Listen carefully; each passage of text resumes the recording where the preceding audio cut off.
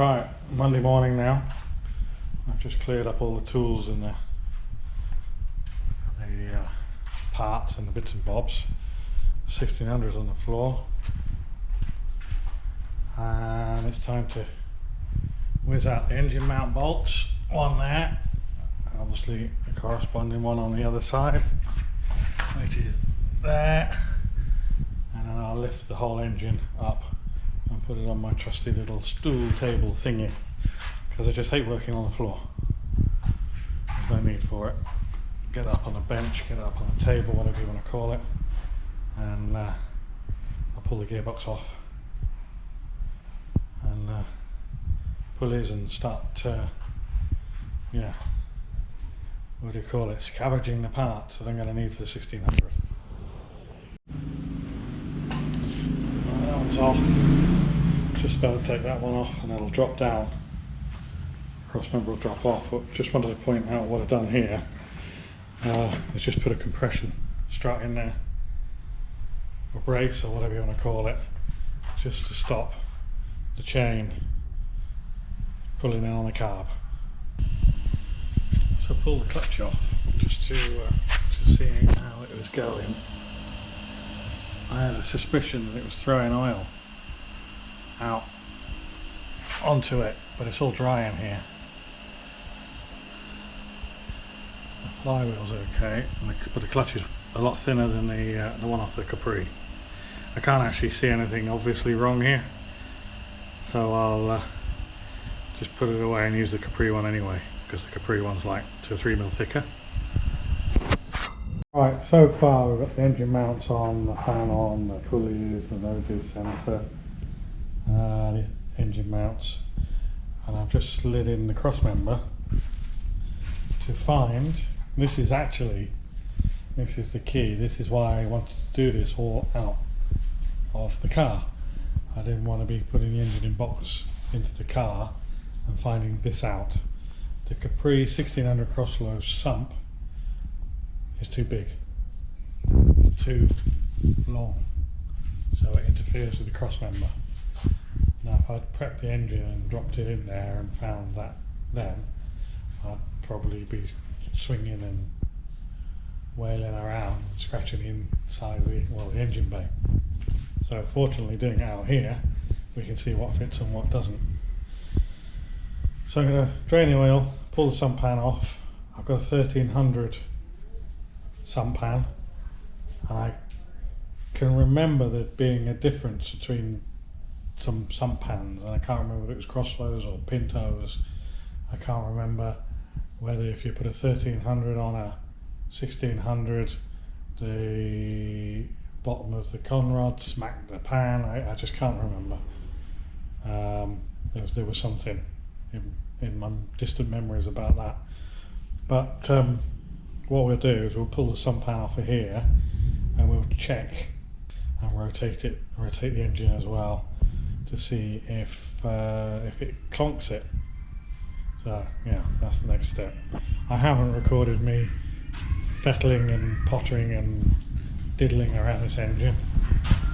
Just didn't see much point really. Off with the sump.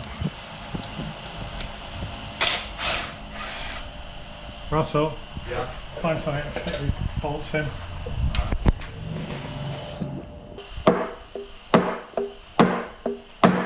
Start to come out. There we go. Oh, there we go. That's the sump. You can see under here, Russell, you can see the crankshaft and the big ends and everything. Yeah. So this is the end of the crankshaft here where the flywheel goes. And the crank goes all the way through there to the front. Joins the front pulley as well. And you've got the cylinders here. Okay, so we need to get 1300 sump. Compare them.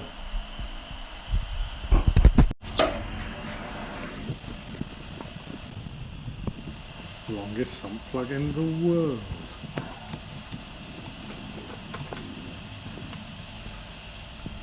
Look at that. Original 1978 Duckham's Hypergrade.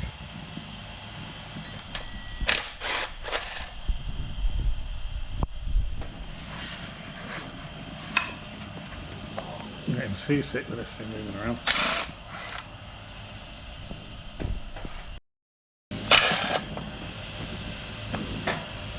Right, that should be all of that. You think that's all? As you can see, this one wasn't quite so unleaky. There we go. Right, Mr. Russell. Yeah. Where is the hammer?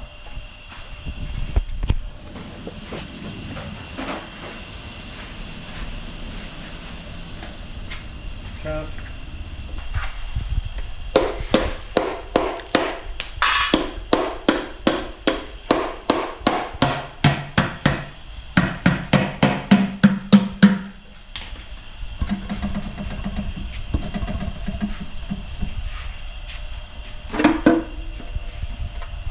There we go. Still half a ton of oil in there. Why didn't I notice the thing on the 1600? There's one. You noticed it? Yeah. Okay. Right. So now what we've got to do is put this engine back down. And I think I'll tip it up on its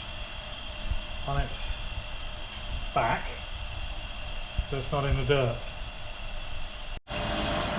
Okay, so the rose shower head strainer thingy doesn't fit the sump, obviously. I'm just checking here, this is the big end, that's the main bearing. So the different distance between the bottom of the stroke, that's like 26 mil. Something like that. Let me just check it with that engine.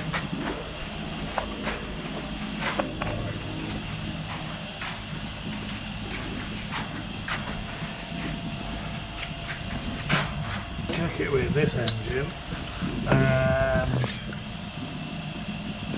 you can't see from there, can you? And that's like 18. That's the bottom of the stroke. Actually, that's like 18 mil. So what did I say? That was 26. So I think that's why I am right in recalling that 1300 sumps couldn't bolt straight onto 1600.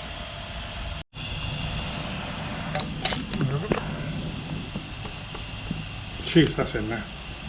There we go.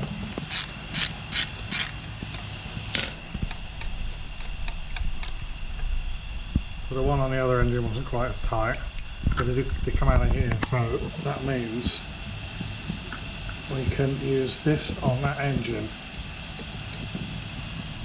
quite happily. How shiny that bolt is. Oil.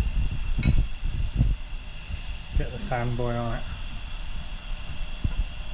The boy with the sand is what I mean. Yes. That's all. Yeah. Sand. Yeah, let's get the sand and put it on my drips. Here's the boy with the sand, also known as. Cheers. Right.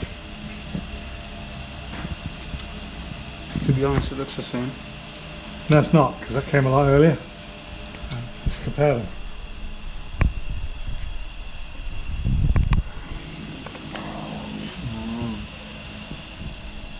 I don't know either, is the answer.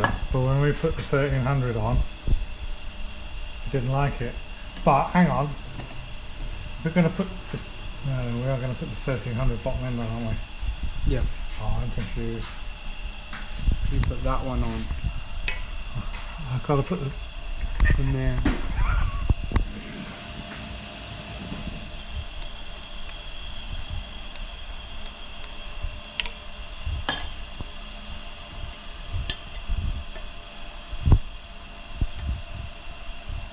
Yeah, the thing is just designed differently, aren't they? Yeah.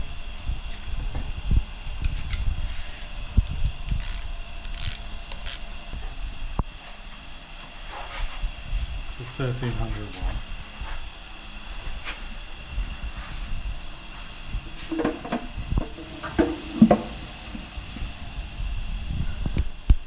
goes on now, but I think if we turn the engine over, it's going to go dong dong dong.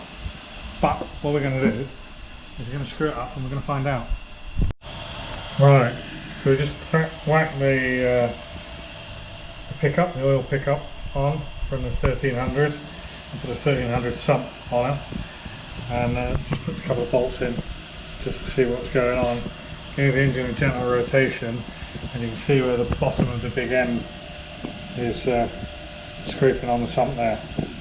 So we know that we can't use this sump as it is, so I've got to drop the floor on this sump. So that'll do for now. We'll have a little think about it and work out how we're going to modify that. I don't think I'm going to wreck the 1600 sump in doing this. I might just use it as a bit of guidance for the depth.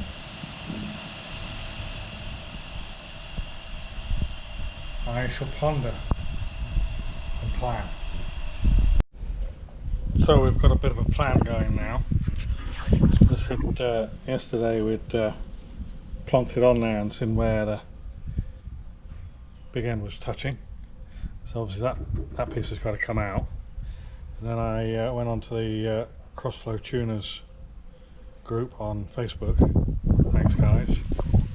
And just suggested that, or asked them if they agreed with my suggestion that we should just sort of planish that area down, and got some good feedback.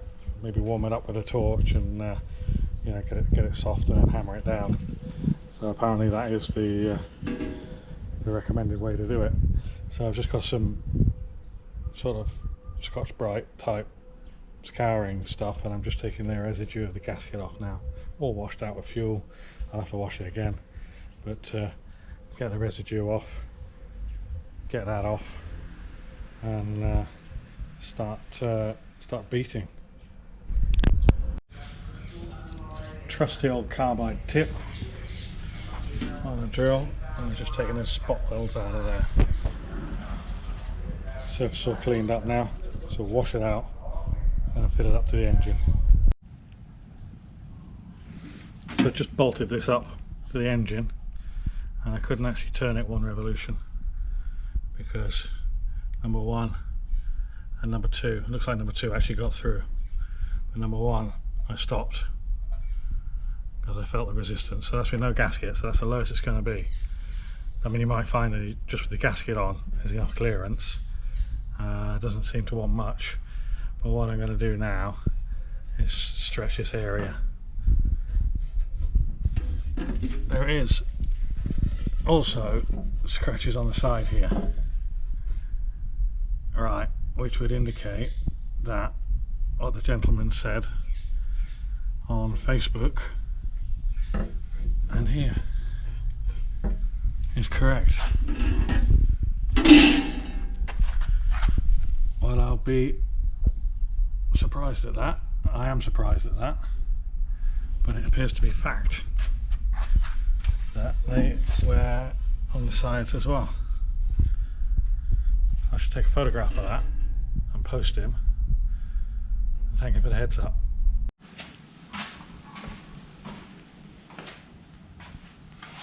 So I've got 4 marks on the sides here and 2 marks on the bottom of the gas torch, hammers and dollies. I'm going to try and planish them out.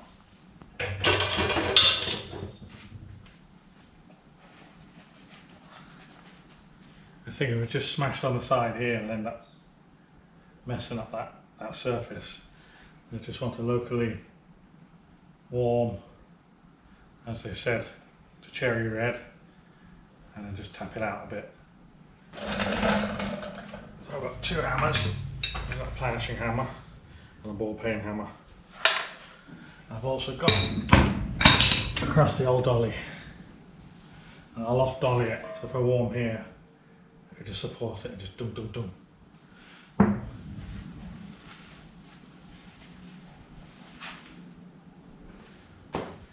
Let's see what gives.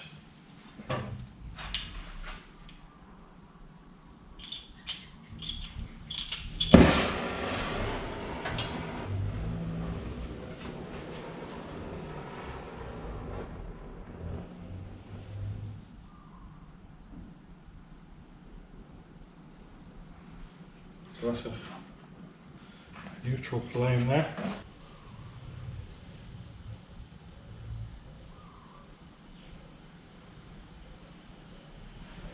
Right, that's warming up now.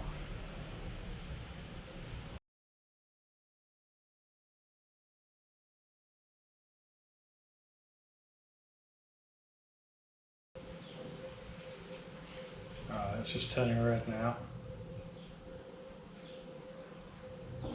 There we go, that's red. That's going to go pop in a sec.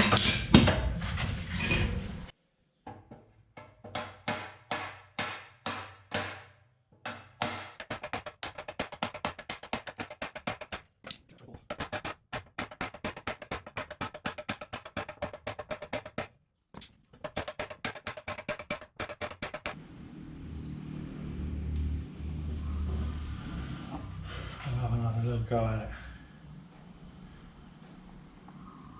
Seeing as though we haven't messed it up so far.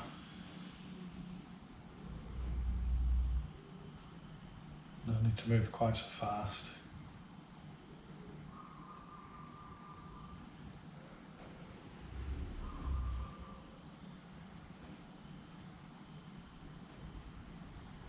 Alright, it's just coming up to red now.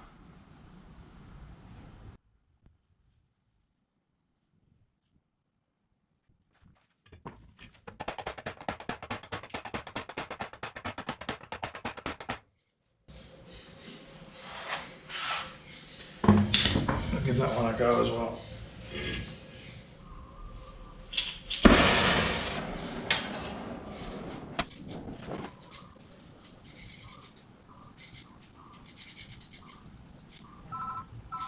Ha! You can wait.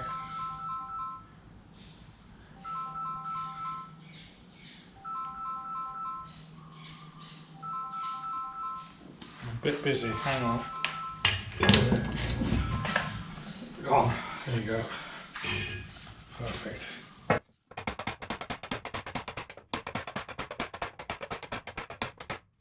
don't like using the ball pen hammer because you get bite marks from the hammering. And the body hammer you don't get bite marks. But after all, this is just an old sump, so I don't guess the bite marks really matter.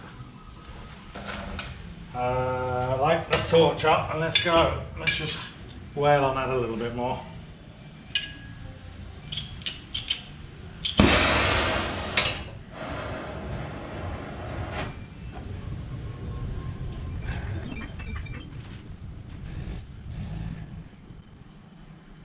Probably go a little bit more fierce with the flame, but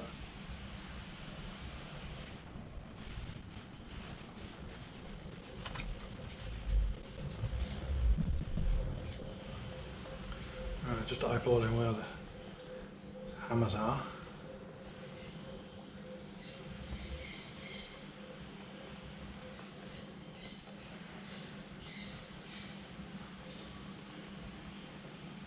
See if we can get this.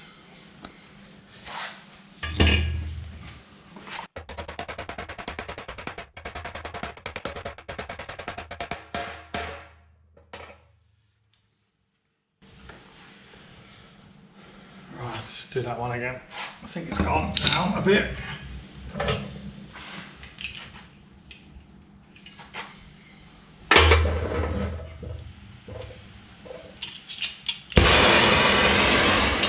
A bit more gas on this time.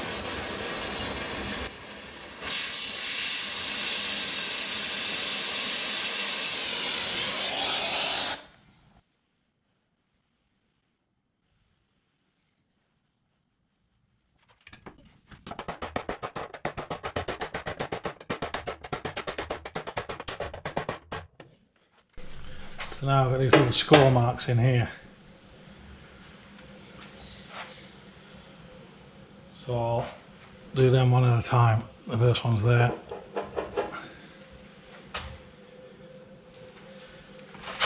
Just warm it up and I think just tap it like that.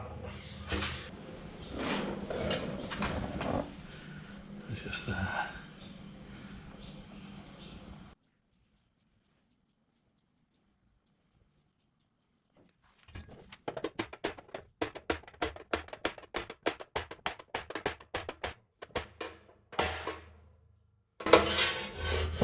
definitely feel a hollow there now. I've just got to make sure the top flange hasn't gone wiggly. It looks as though it might have done.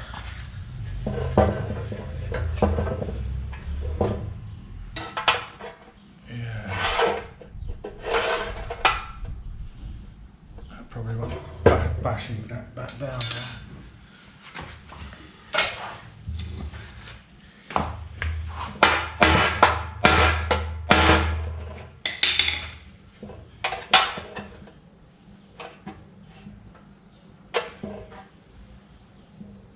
Really check how high it was before.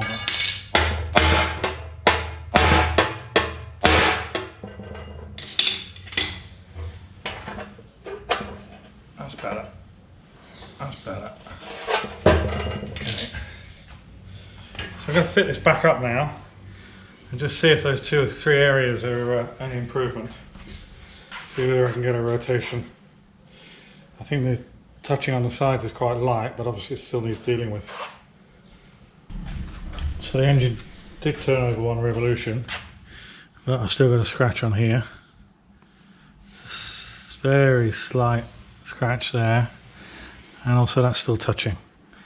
So more. I'm going to video every step now. I'll come back when I start getting some progress. But this is obviously the way to go. No scratches on the inside here. Just these 4 spots, these 2 spots, there 6 spots. So I'll play away. Alright, so I lied.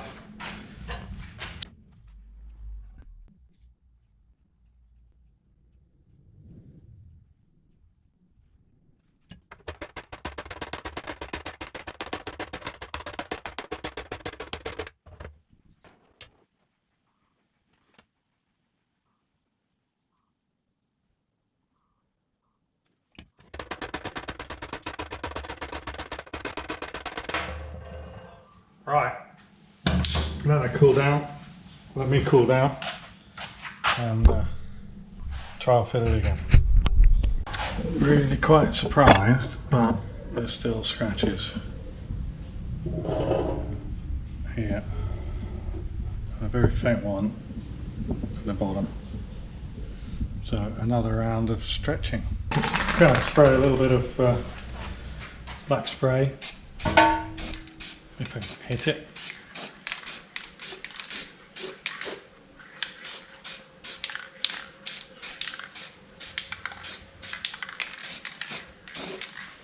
And that should show up any new scratches. So, black painted, fitted, rotated, and still touching. Just on there, these areas. Doesn't appear to be touching in the bottom anymore. So, one more. And more stretch. There, anyway, quick coat of primer, rattle can, spray it black, and then we'll get it on the car. I just gave it a quick paint, just something rough just to keep the rust off it. That's the gasket on. I've got new front and rear seals. Seems to have built myself into a corner here. Never mind. This is why it'd be a lot easier if we were upside down. I got it on there now. I couldn't get one of the bolts in. It was here because where I've heat stretched and hammered the clearance for the con rods, there's not enough for the head of the bolt and the washer. So I nipped out and I bought some cap screws. There's a cap screw in there, and I put a cap screw in this one here as well because the thread was a bit naff in it. So I've just gone around and torqued them up at 7. Actually I went around before, tightened them all up and then torqued them at 7. I'm just going to whack it up to about 11 and do them again. Because it's a cork gaskets creep, so you want it to set and then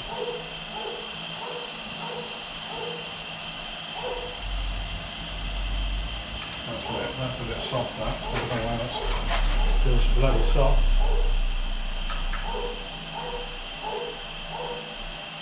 I don't like the feel of it. That's it.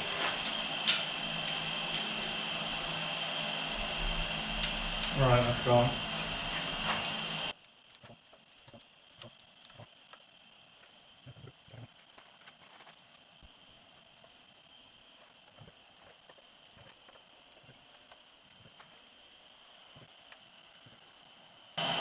Right, so now put the flywheel on and see if we can get the front cross member up and in place. Right, I've pulled off the sump again because final check was to rotate it again, and it just felt it was notching on something, so not risking it, pulled it off, and I should have seen this earlier, but the big ends on 2 and 3 are just catching on the oil pickup.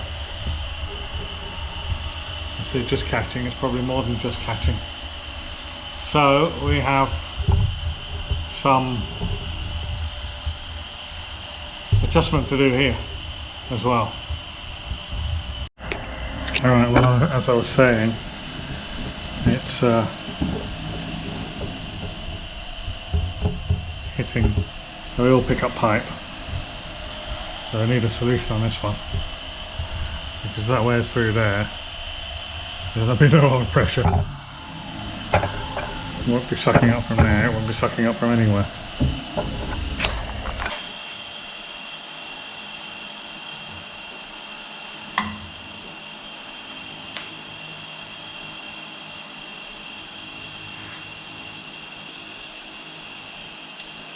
I don't think I'm going to bend that successfully with my hands. I think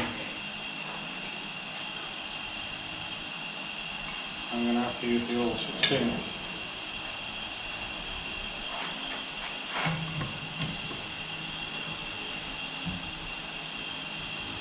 Yeah, that might do it.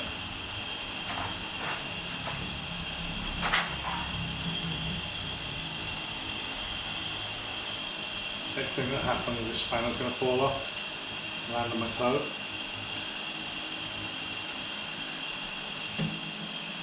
And then what do we say?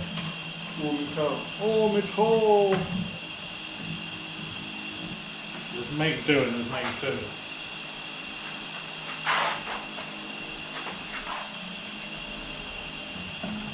Shit.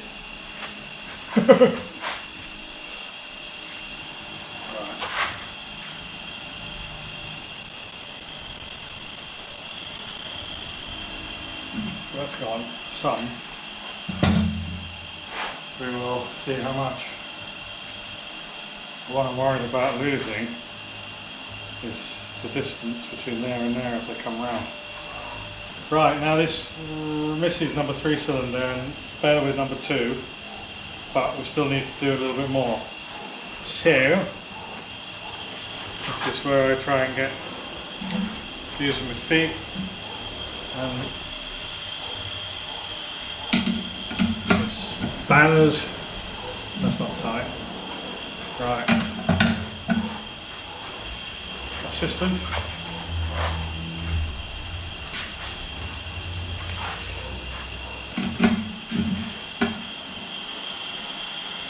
Wants to swivel a little bit.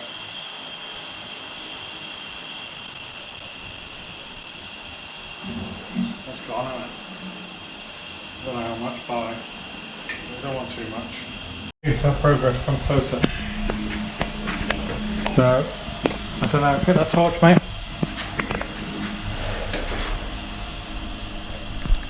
I don't know if that helps, Russell. But what we've got going on now is that's just missing. That just misses. And the other one just misses. So because this is like, I don't know, the pivot point, and I've bent around it, that bracket no longer lines up with the hole in the block. So all I've got to do now is file that bolt one go in. Is file that hole, elongate that hole a little bit, and then screw it up. Right, so because I've changed the radius of this thing, obviously the hole didn't line up anymore. So file the new hole in now. I'll probably have to use a bigger washer. Oh no, there's no chance. Maybe just put a bigger washer on there just to be certain. So it appears that we are not touching anymore. I'm just gonna put a, I mean this is clearly miles away. So if I pop that in there,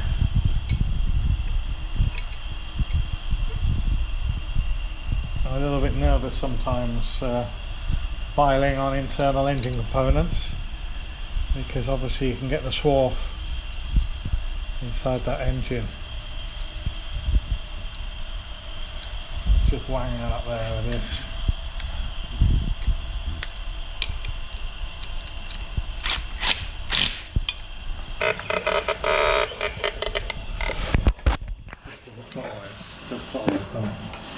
I want to be on that one.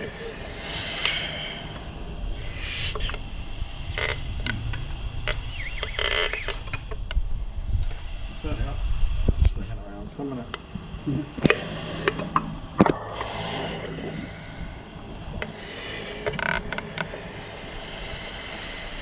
Yeah, it's enough rotation, isn't it? Yeah. Got one more coming up. See this one here from miles away. It's got to be 3 or 4 mil in it. That one just whisked through that.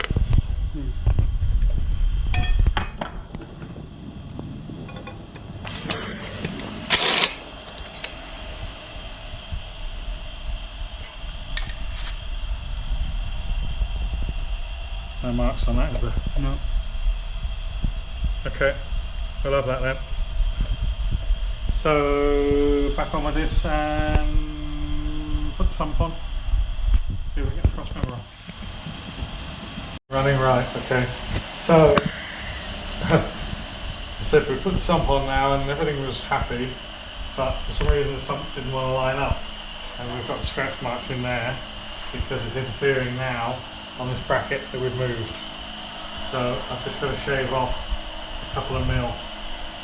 I'll just use the angle grinder, I think, and just take a few millimeters off of that, blend that around there, and I should do it. I'll probably repaint that, just see if I've had the interference on it. Simple enough, just a blue line on there, and the angle grinder. We'll grind that line, tidy it up with a file, and try it again.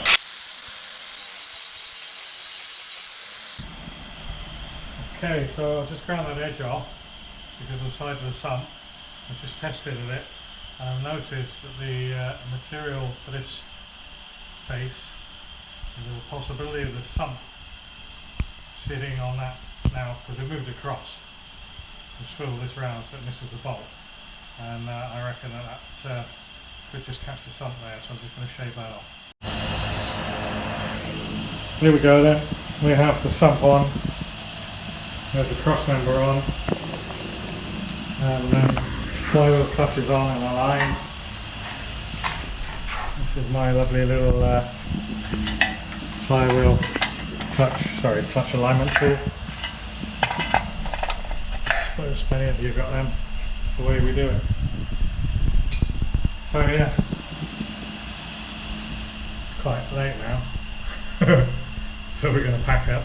I'll put the gearbox on tomorrow, and maybe even get it lifted into the car. Happy days.